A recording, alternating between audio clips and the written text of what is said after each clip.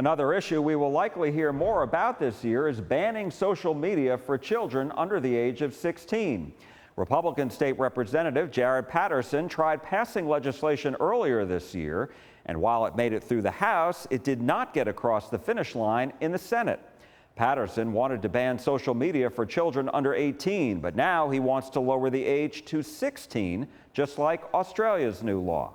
Getting kids under 16 off of this harmful product is significantly better than where it currently stands, which is you could be practically any age and have Instagram, Snapchat, TikTok, whatever you want. Did you think your bill would have passed the Senate had, time allowed it? We'll never know. But we were talk so to close. senators about it? Yeah, I mean, look, I think we had broad bipartisan support, and only 25 out of 150 votes against it in the Texas House. I mean, this is not a red versus blue bill. This is a red, white, and blue bill. This is something that all walks of life people get behind. Yeah, I was going to say, because I went back and I looked at the vote, 116 yeas, 25 nays, as you said.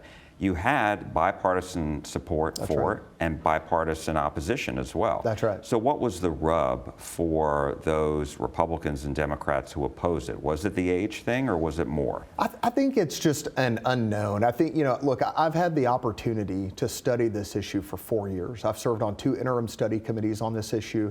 I have met with and talked to parents that have lost their children due to this harmful product known as social media. And so I think, like any issue, some of us are more acutely aware of the problems that exist and then the legislative solution for that problem.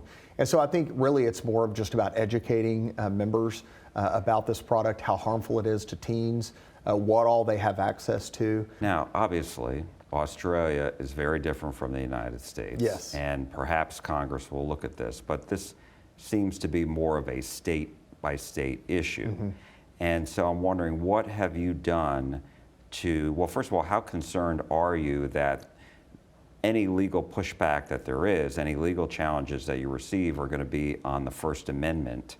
And what have you done to try to make sure that if you are challenged, you'll be on safe legal ground? Well, we fought this issue when we were trying to remove sexually explicit material from schools, and they said, oh, it's a First Amendment issue that kids have a right to this type of material. But in fact, case law actually says that children do not have, Supreme Court precedent says that children do not have a First Amendment right to obscene content.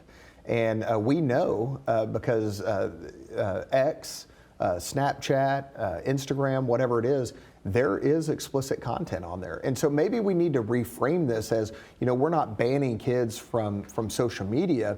We're trying to keep kids off adult platforms. We don't allow kids into a strip club or sexually oriented business. We don't allow kids into a liquor store in the state of Texas. The rules are different for children. The rules are different for minors in the state of Texas as it relates to these things.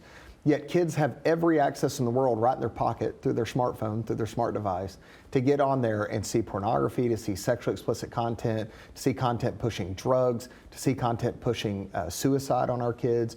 And that's why you have record numbers of children killing themselves, committing suicide, or at least harming themselves or thinking about harming themselves.